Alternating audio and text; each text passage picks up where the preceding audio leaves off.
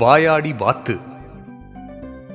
ஒரு பண்ணையில் பல வகையான மிருகங்கள் ஒற்றுமையாகவும் சந்தோஷமாகவும் வாழ்ந்து வந்தன. ஆனால் ஒரு அழகிய வெள்ளை வாத்து டெய்ஸி மட்டும் சோகமாகவே காணப்பட்டது.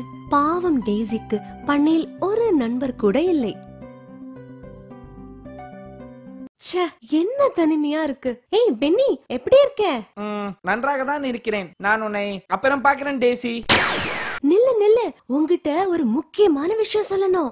ஆமா, எனக்கு தெரியாதா இவ எதை பத்தி சொல்லுவான்னு? ஓடி போனால் பென்னி.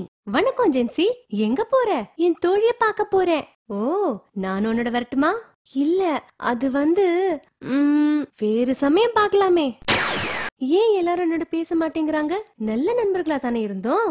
ஆமாம், உண்மைதான். முன்பு டெய்ஸிக்கு நிறைய நண்பர்கள் இருந்தனர். எல்லோருக்கும் டெய்ஸியை மிகவும் பிடிக்கும்.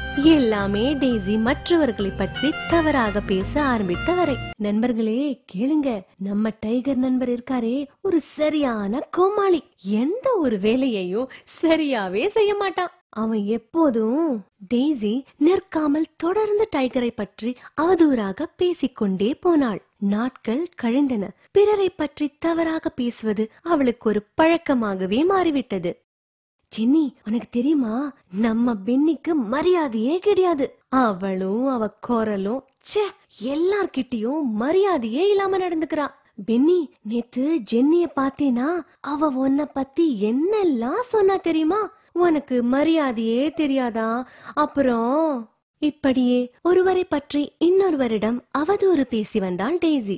எல்லா நண்பர்களும் ஒன்று சேர்ந்தனர். இந்த டெய்ஸியின் பேச்சை எப்படியாவது நிறுத்த வேண்டும்.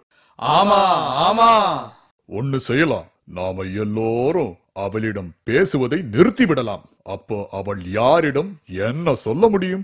அன்றிலிருந்து எல்லோரும் ஒரு முடிவு செய்து டெய்ஸியை தவிர்த்து வந்தனர். இப்படியாக டெய்ஸி தன் நண்பர்களை இழந்தாள். ஒரு நாள் ஒரு புது நபர் பண்ணையில் வந்திருப்பதை பார்த்தாள் டெய்ஸி. தவளையை சந்திக்க சென்றாள் டெய்ஸி.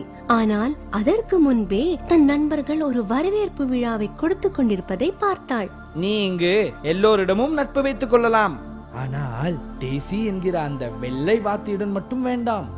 ஆமா ஆமா, அவளிடம் ஜாக்கிரதையாக இருக்க வேண்டும். அவள் பார்ப்பதற்குத்தான் வெள்ளை, மனசு முழுசும் அழுக்குத்தான். நிறைய பொய் சொல்லுவா.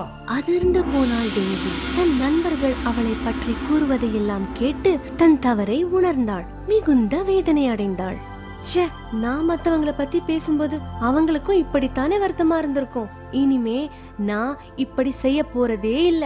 நான் மாறியதை பார்த்து என் நண்பர்கள் நிச்சயமா ஒரு நாள் என்னை ஏத்துக்குவாங்க. பிறன் பழி கூறுவான், தன் பழியுண்ணும் திறன் தெரிந்து கூறப்படும்.